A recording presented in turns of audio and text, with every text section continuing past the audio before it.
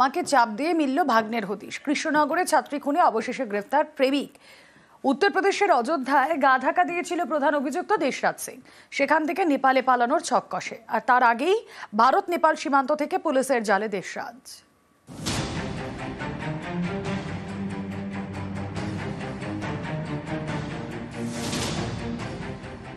ওনাদের একটা ব্রেকআপ হয়েছিল 6-7 মাস আগে। তো এই যে অ্যাকিউজ যে আছে, he was not accepting the rejection. ওনার একটা টক্সিক ম্যাসকুলিনিটি যেটা আমরা বলি, সেরকম একটা মানে পার্সোনালিটি আছে। কিছুদিন আগে উনি একটা স্ট্যাটাস পোস্ট করেছিল, যেখানে একটা আর্মস ছিল ওনার কাছে, ডেড বডি সুন বলে একটা স্ট্যাটাস উনি দিয়েছিল। 6-7 মাস ধরে উনি এটা প্ল্যান করেছিল। 25শে অগস্ট নদিয়ার কৃষ্ণনগরে বাড়িতে ঢুকে ছাত্রীকে গুলি করে খুন করা হয়। এই খুনের 7 দিনের মাথায় গ্রেপ্তার মূল অভিযুক্ত দেশরাজ সিং। গুজরাট থেকে আগেই তার মামাকে ধরে পুলিশ, তাকে চাপ দিয়ে ভাগ্নের হদিশ মেলে। রবিবার বিকেলে উত্তরপ্রদেশের ভারত নেপাল সীমান্ত থেকে দেশরাজকে গ্রেপ্তার করা হয়।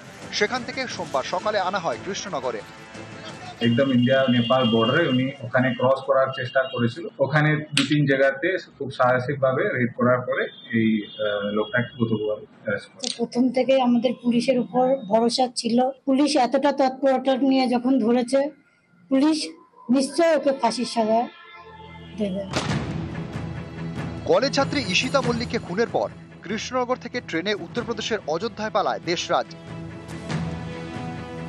সেখানে কয়েকদিন গা ঢাকা দিয়েছিল। তার ছক ছিল নেপালে পালানোর। সেই মতো পৌঁছে যায় উত্তরপ্রদেশের মহারাজগঞ্জে ভারত নেপাল সীমান্তে। নেপাল পালানোর আগে অবশ্য পুলিশ তাকে গ্রেপ্তার করে। আসানসোল ক্রস করার পরে আমরা খবর পেয়েছিল accused is travelling by train. তারপরে আমাদের টিম 3টে ট্রেনে মানে উঠেছিল। আমাদের যে একটা টিম পরে দিনই আছেন দেওরিয়া, ওনাদের বাড়িতে পৌঁছে গেছিল। অনেক লিডস পেলাম। অ্যাকিউজডের ফাদার, ওনার যে ইনভলভমেন্ট স্পষ্টভাবে আছেন ক্লিয়ার হলো। ওনাকে এসকেপ করার, হাইডিং করার জন্য যে মানে হেল্প করছিল উনি। ওই যে ফোন থেকে আমরা অনেক ফেক আইডি কার্ড গুলো বানালাম, যেটা ইনসিডেন্টের পরে বানিয়েছিলাম। ইন্ডিয়া নেপাল বর্ডারে উনি ওখানে ক্রস করার চেষ্টা করেছে। রেড করার পরে এই লোকটাকে গতকাল অ্যারেস্ট করা। পুলিশের দাবি, কলেজ ছাত্রীকে খুনের পর পালানোর জন্য দেশরাজকে সাহায্য করেন তার বাবা রঘুবীর প্রতাপ সিং এবং তার মামা কুলদীপ সিং। কৃষ্ণনগর থেকে পালিয়ে উত্তরপ্রদেশে যায় দেশরাজ। ওঠে অযোধ্যার একটি হোটেলে। হোটেলের ফোন ব্যবহার করে বাবার সঙ্গে কথা বলে। বাবার থেকে টাকা চায় দেশরাজ। মোবাইল অ্যাপের সাহায্যে হোটেল মালিকের ব্যাংক অ্যাকাউন্টে টাকা পাঠান দেশরাজের বাবা রঘুবীর প্রতাপ সিং। সেই টাকায় হোটেলে ভাড়া মেটায় দেশরাজ।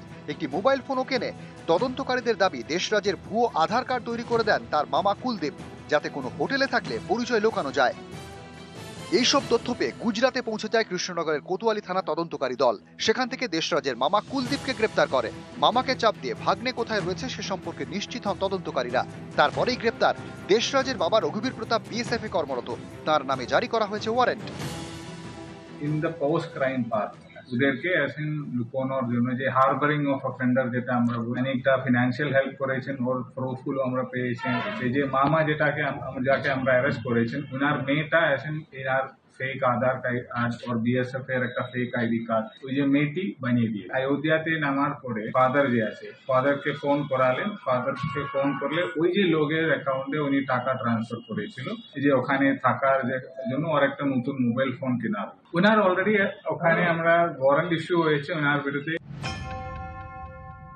ওনাদের একটা ব্রেকআপ হয়েছিল 6-7 মাস আগে।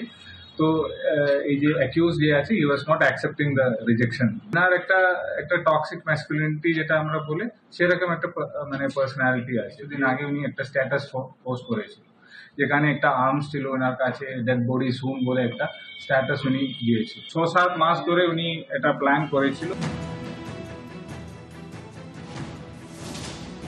কৃষ্ণনগর থেকে সমীর রুদ্র, নিউজ 18 বাংলা।